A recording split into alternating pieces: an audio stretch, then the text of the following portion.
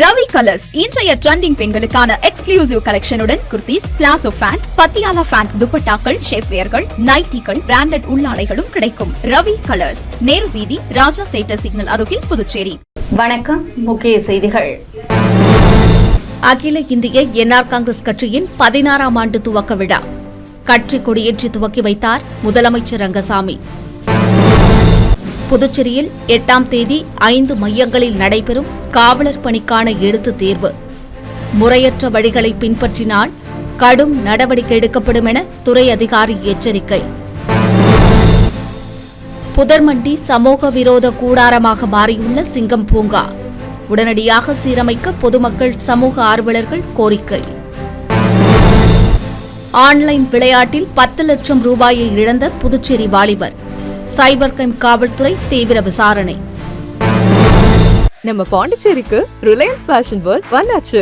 குவாலிட்டியான பிராண்டட் ஆடைகள் கம்மியான விலையில. எங்க தெரியுமா?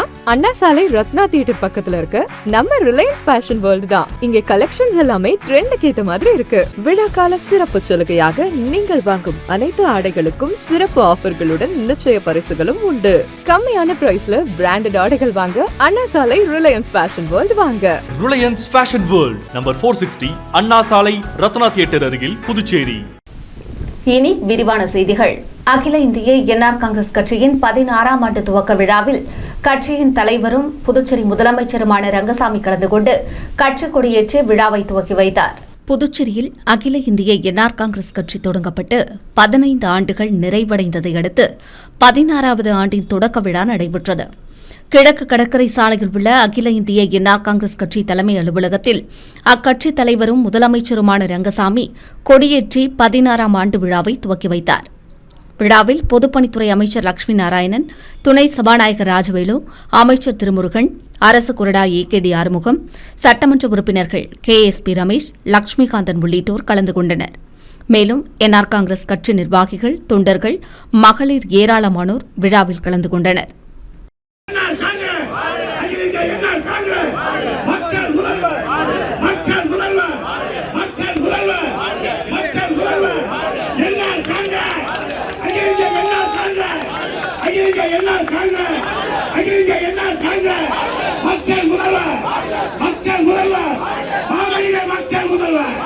புதுச்சேரியில் 8ஆம் தேதி 5 மையங்களில் நடைபெறவுள்ள காவலர் பணிக்கான எழுத்துத் தேர்வில் 1843 பேர் தேர்வெழுத உள்ளதாக தெரிவிக்கப்பட்டுள்ளது. புதுச்சேரி அரசு தேர்வு கட்டுப்பாட்டு அதிகாரி பங்கஜ்குமார் ஜா வெளியிட்டுள்ள செய்திக்குறிப்பில், புதுச்சேரி காவல்துறையில் காலியாக உள்ள 148 காவலர் பணிகளை நிரப்புவதற்கான எழுத்துத் தேர்வு 8ஆம் தேதி ஞாயிற்றுக்கிழமை நடைபெறவுள்ளதாக தெரிவித்துள்ளார். தாகூர் கலைக்கல்லூரி, காஞ்சமாமுனிவர் பட்ட மேற்படிப்பு மையம், ஃபாத்திமா பள்ளி, கிழக்கு கடற்கரை சாலையில் உள்ள சங்கர வித்யாலயா பள்ளியில் 2 மையங்கள் என மொத்தம் 5 மையங்களில் தேர்வுகள் நடைபெறவுள்ளதாக தெரிவித்துள்ளார். தேர்வின் முதல் தாள் காலை 10 மணி முதல் பிற்பகல் 12 மணி வரையிலும், 2ஆம் தாள் பிற்பகல் 2:30 மணி முதல் மாலை 4:30 மணி வரை நடைபெறவுள்ளதாகவும், தேர்வை 1843 பேர் எழுதவுள்ளதாகவும் தெரிவித்துள்ளார். விண்ணப்பதாரர்களின் நுழைவுச் சீட்டில் குறிப்பிடப்பட்டுள்ள தேர்வு மையத்தில் மட்டுமே தேர்வெழுத அனுமதிக்கப்படுவார்கள் என்றும், நுழைவுச் சீட்டில் அவர்களது பாஸ்போர்ட் அளவு புகைப்படத்தை உரிய இடத்தில் ஒட்டி கையொப்பமிட்டு எடுத்து வர வேண்டும் என்றும் அறிவுறுத்தியுள்ளார். மேலும் அசல் அடையாள அட்டைகளை கொண்டுவர வேண்டும் என்றும் கூறியுள்ளார். தேர்வர்களின் கைவிரல் ரேகை பதிவு செய்யப்பட்ட பின்னரே தேர்வு மையத்திற்குள் அனுமதிக்கப்படுவார்கள் என்றும், எனவே உரிய நேரத்திற்கு முன்னரே தேர்வு மையத்திற்கு வர வேண்டும் என்றும் அவர் அறிவுறுத்தியுள்ளார். மேலும் கைப்பைகள், செல்போன், ப்ளூடூத் சாதனங்கள் உள்ளிட்ட எலக்ட்ரானிக் சாதனங்களை கொண்டுவர தடை செய்யப்பட்டுள்ளதாகவும், தேர்வு மையங்களில் கண்காணிப்பு கேமராக்கள் பொருத்தப்பட்டுள்ளதாகவும் அவர் தெரிவித்துள்ளார். தேர்வின் போது முறையற்ற வழிகளை பயன்படுத்துவது கண்டறியப்பட்டார் அவர்கள் மீது வழக்கு பதிவு செய்யப்படும் என்றும் அவர் எச்சரிக்கை விடுத்துள்ளார். புதுச்சேரி கருவடிக்குப்பத்தில் பராமரிப்பின்றி புதர்மண்டி காணப்படும் சிங்கம் பூங்காவை சீரமைக்க அரசு உடனடியாக நடவடிக்கை எடுக்க வேண்டும் என்று அப்பகுதி பொதுமக்கள் மற்றும் சமூக ஆர்வலர்கள் கோரிக்கை விடுத்துள்ளனர். புதுச்சேரி உழவர்கரை நகராட்சிக்கு சொந்தமான காமராஜர் நகர் தொகுதிக்குட்பட்ட கருவடிக்குப்பம் பகுதியில் சிங்கம் பூங்கா அமைந்துள்ளது. சிறுவர்களுக்கான விளையாட்டு உபகரணங்கள், இருக்கைகள், நீரூற்று உள்ளிட்டவை சிங்கம் பூங்காவில் அமைக்கப்பட்டிருந்தன. கருவடிக்குப்பம் மற்றும் அதை சுற்றியுள்ள பொதுமக்கள் அனைவரும் பூங்காவை பயன்படுத்தி வந்த நிலையில் தற்போது பராமரிப்பின்றி புதர்மண்டி காணப்படுவதால் சட்டவிரோதமான செயல்களின் கூடாரமாக மாறியுள்ளது. மேலும் அப்பகுதியாக பொதுமக்கள் நடந்து செல்லவே அச்சப்படும் சூழ்நிலை உருவாகியுள்ளதால் துறை அதிகாரிகள் பூங்காவை சீரமைக்க உடனடியாக நடவடிக்கை எடுக்க வேண்டும் என்று பல மாதங்களாக பொதுமக்கள் வலியுறுத்தி வருகின்றனர். ஆனால் இதுநாள் வரை நடவடிக்கை எடுக்கப்படவில்லை. இந்நிலையில் தேர்வுகள் முடிந்து கோடை விடுமுறை தினங்களில் மாணவர்கள் மற்றும் குழந்தைகள் பெரியவர்கள் பயன்படுத்தும் விதமாக சிங்கம் பூங்காவை உடனடியாக சீரமைக்க நடவடிக்கை எடுக்க வேண்டும் என்று பொதுமக்கள் மற்றும் சமூக ஆர்வலர்கள் அரசுக்கு கோரிக்கை விடுத்துள்ளனர். புதுச்சேரியில் அதிகம் சம்பாதிக்கும் ஆசையில் ஆன்லைன் விளையாட்டில் 10 லட்சத்தை இழந்த வாலிபரின் புகாரை அடுத்து சைபர் கிரைம் காவல்துறையினர் வழக்கு பதிவு செய்து விசாரணை நடத்தி வருகின்றனர்.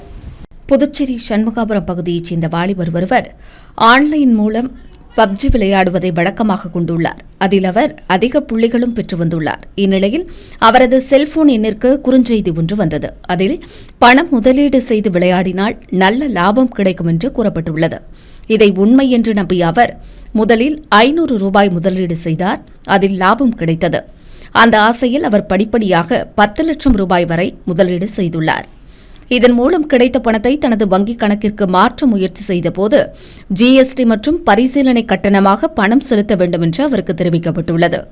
இதனால் தான் மோசடி செய்யப்பட்டதை உணர்ந்த வாலிபர் சைபர் கிரைம் காவல்துறையில் புகார் அளித்தார். இதேபோல லாஸ்பேட்டையைச் சேர்ந்தவரிடம் 50,000 ரூபாய், பெரிய காலாப்பட்டு பகுதியைச் சேர்ந்தவரிடம் 35,000 ரூபாய் ஆன்லைன் மோசடி செய்யப்பட்டுள்ளது. புதுச்சேரியில் கடந்த 2 தினங்களில் 4 நபர்களிடம் 10,94,000 ரூபாய் ஆன்லைன் மோசடி நடைபெற்றுள்ளது குறித்து சைபர் கிரைம் காவல்துறை வழக்கு பதிவு செய்து விசாரணை நடத்தி வருகிறது.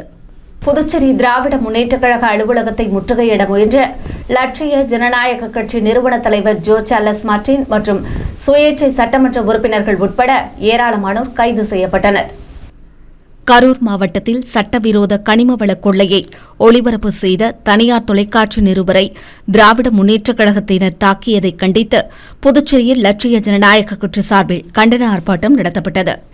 சட்டசபை அருகே உள்ள ஜென்மராக்கினி பேராலயம் அருகில் லட்சிய ஜனநாயக கட்சி நிறுவன தலைவர் ஜோ சார்லஸ் மார்டின் தலைமையில் நடைபெற்ற ஆர்ப்பாட்டத்தில் சுயேட்சை சட்டமன்ற உறுப்பினர்கள் அங்காளன், சிவசங்கர் மற்றும் திரளான நிர்வாகிகள் கலந்து கொண்டனர்.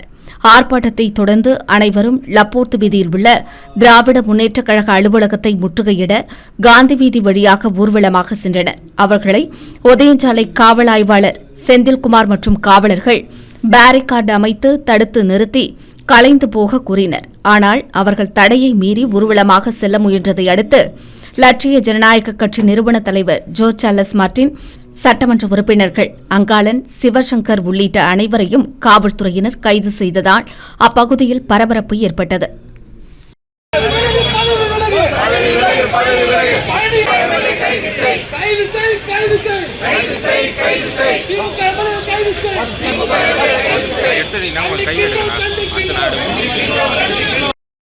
பத்திரிகையாளரே அடிச்சிருக்காங்க. இன்னைக்கு நிலவரம் மோசமா போயிட்டு இருக்கு. இந்த அளவுக்கு நம்ம பாதுகாப்பு பத்திரிகையாளருக்கு இல்லைன்னா இன்னைக்கு பொதுமக்களுக்கு எப்படி இருக்கும்?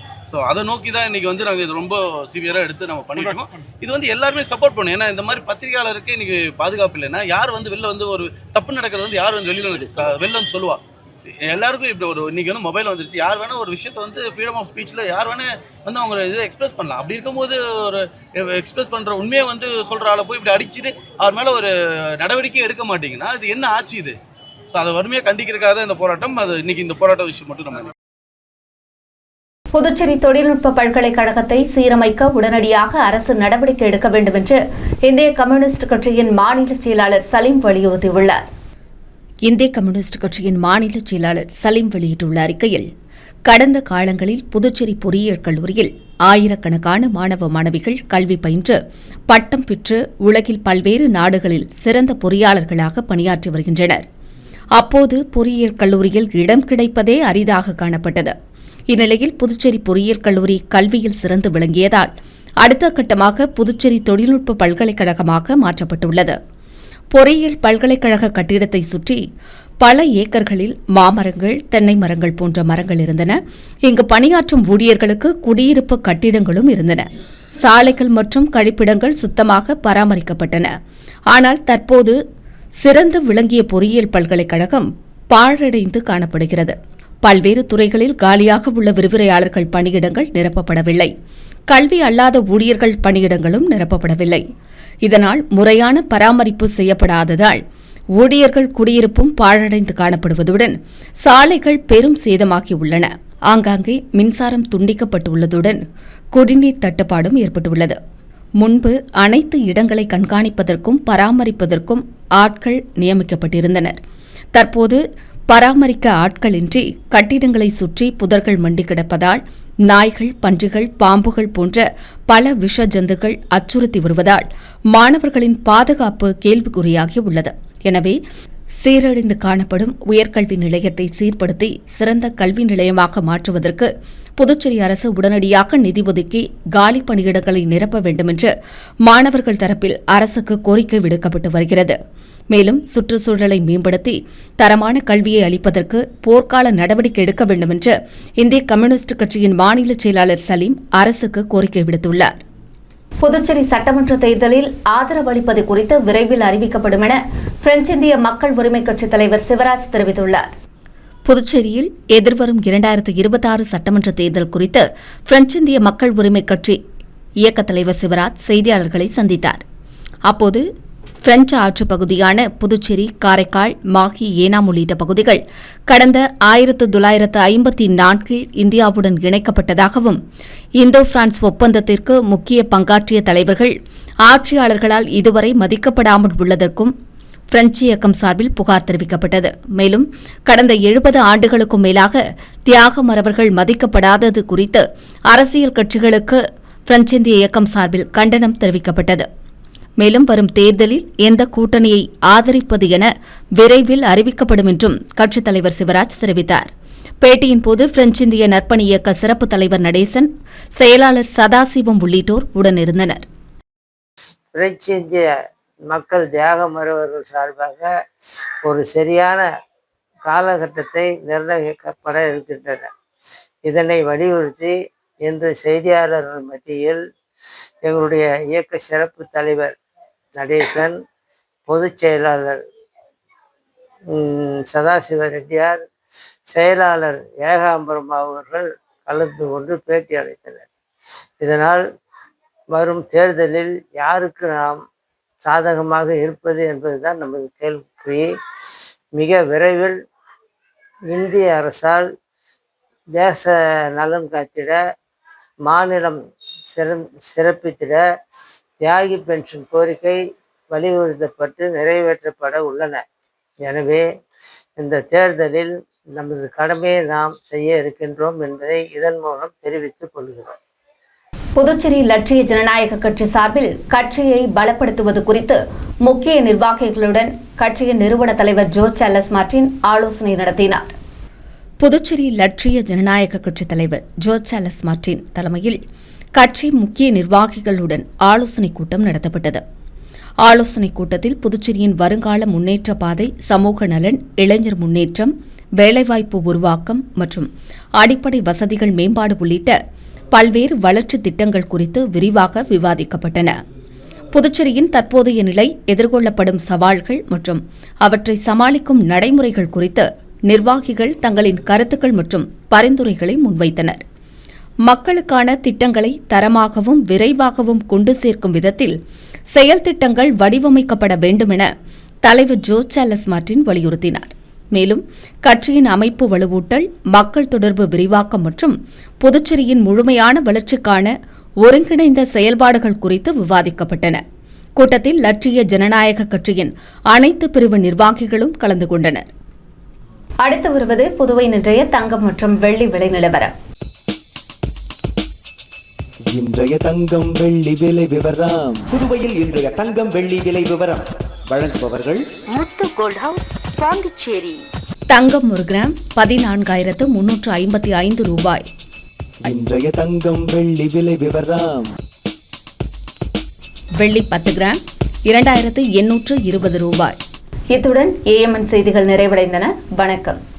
உங்கள் முத்து சில்க் ஹவுஸின் புதுச்சேரி நேரு வீதி வணிக திருவிழா வருகின்ற ஜனவரி 1 முதல் பிப்ரவரி 20 வரை.